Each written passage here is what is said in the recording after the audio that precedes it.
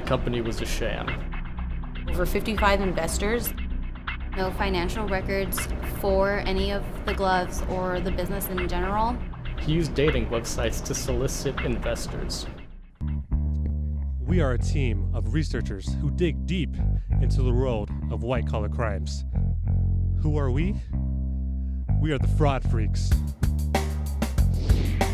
Online dating gone wrong.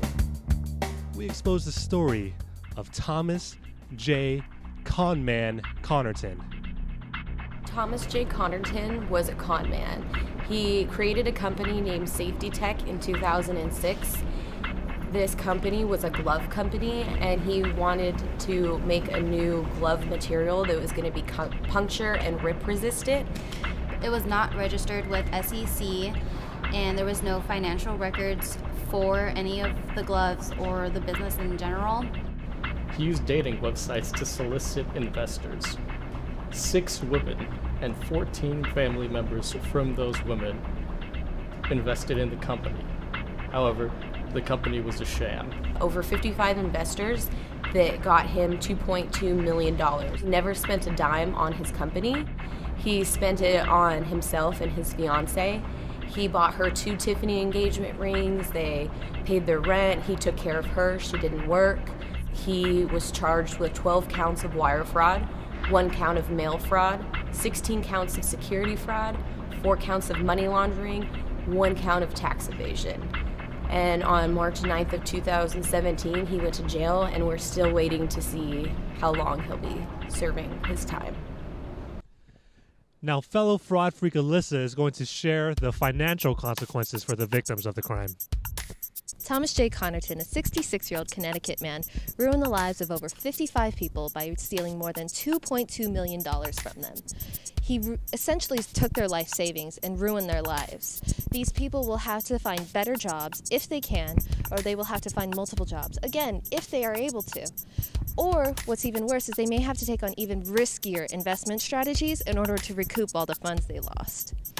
Fraud freak Ahmad is going to share with you the emotional consequences that the victims of Connerton went through. Let's get emotional, Ahmad. Thomas J. Connerton left his victims emotionally devastated. Many of his victims he met through an online dating site. Some of whom thought that they could trust Thomas J. Connerton. Some of them thought that he actually cared about them. But they were wrong. Thomas J. Connerton manipulated them. Many of the victims felt inclined to invest in the man. However, many of the victims were lied to. Many of the victims still feel the pain of a trusting relationship gone awry. Now, some of whom are paranoid about online dating sites and men. Others are now skeptical about investment agents.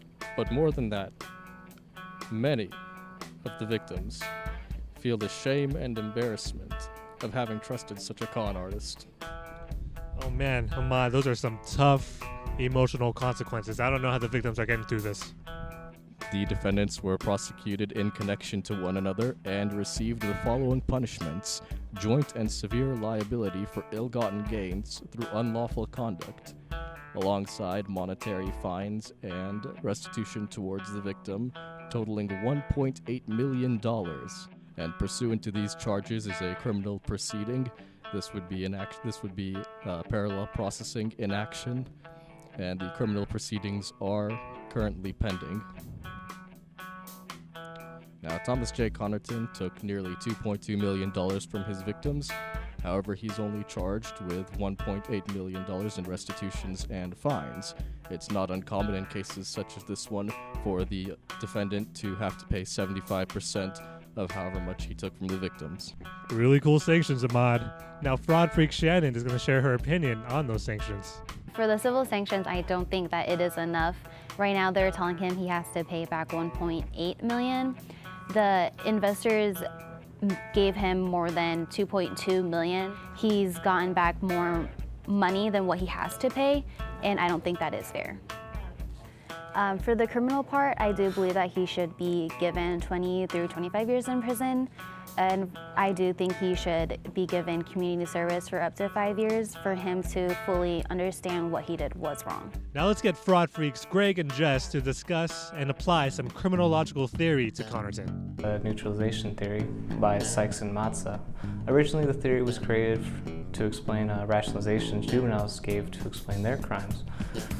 But since white-collar offenders are also considered rational beings, they just thought they would give similar rationalizations to crimes they commit in their profession. Older individuals are more likely to use rationalizations to explain their misbehaviors than younger offenders are. And since Connerton is at the age of 66, we thought this was easily applicable to him in his situation. The few elements of neutralization that we chose to describe Connerton's behavior was claim of entitlement because he felt that this was his company. His investors trusted him enough to invest their money into him and that he could spend it the way he saw fit. He also fit the aspect of denial of injury.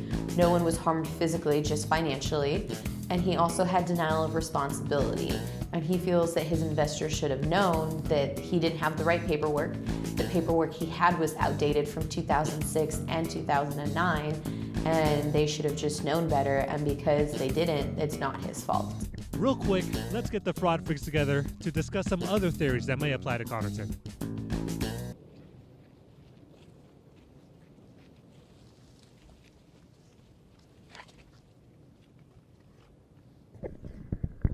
All right, fraud freaks. Neutralization was pretty cool, wasn't that? Wasn't that pretty cool? Yeah. But what other theories can we apply to Connerton though?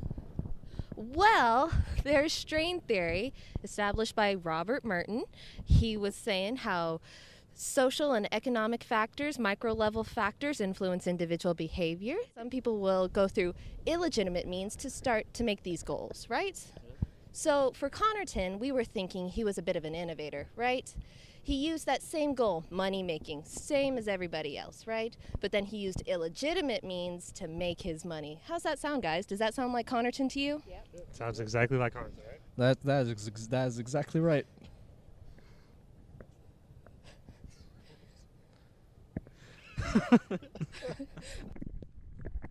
Now let's get the fraud freaks together to discuss the importance of studying this crime.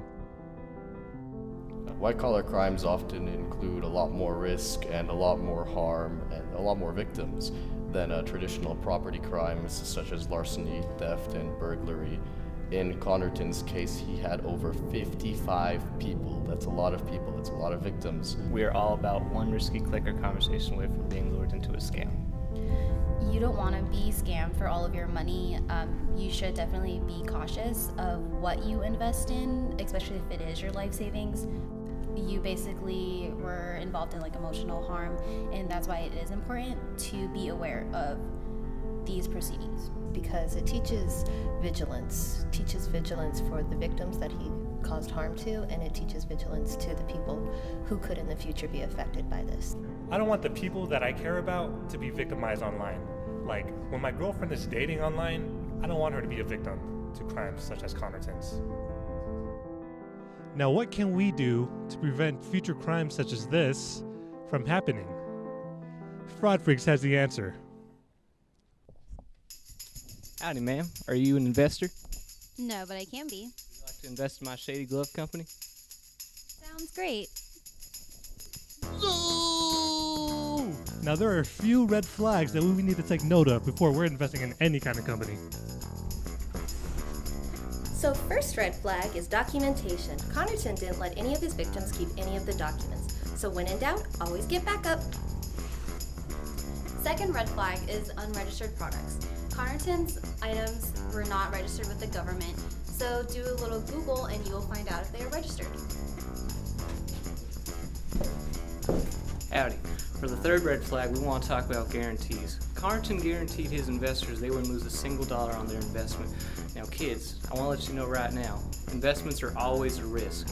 So if someone says that an investment is 100% shoe-in to win, please tread carefully. Red flag number 4. Watch out for high and consistent returns. Typically, startups don't have these kinds of returns. And Connerton's safety tech promised 9 to 36% in returns. The fifth red flag is a pushy salesperson. Now, Connerton, he promised his investors that there was no lack of interest in his technology. But remember, folks, if something's too good to be true, it probably isn't true. So really cool learning about Connerton, right guys? Yeah, very cool. That concludes our episode of Fraud Freaks. We hope you learned something today, because there will not be another episode. So who are we guys? Fraud Freaks!